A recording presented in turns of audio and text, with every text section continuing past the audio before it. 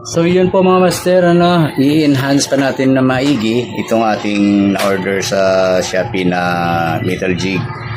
So lalagyan pa natin ito ng additional na resin, no, para more na magiging matibay ang outer layer nitong metal jig natin. So ito yung gagamitin natin, ENB. Ayan, rod building epoxy actually ito. Pero subok ko na yan paggawa ko palagi ng mga rod. Transparent naman siya.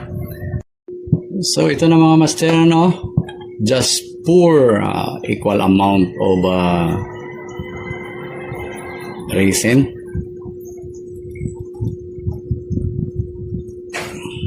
Yan. Matatansya naman mga master kung gaano karami, no?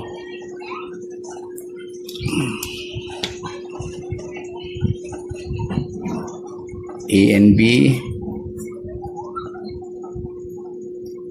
Yan. Yan mga master. Lagyan na natin to. Hindi naman yan patuluin, master.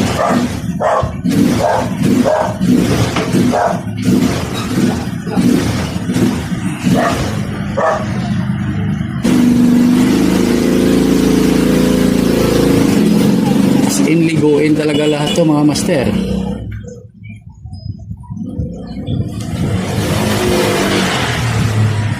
Ikot-ikot lang hanggang sa matuyo. Electric fan.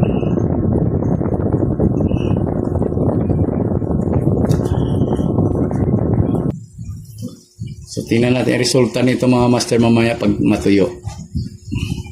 Yung isa, ganun din ang gagawin natin dun sa isa mga master, no?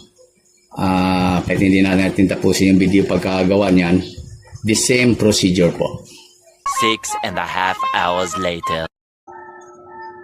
Lalo siyang kumintab, and then may mga layer na talaga siya na medyo matibay na ito. Ayan mga master. Yan po. Peace out mga master.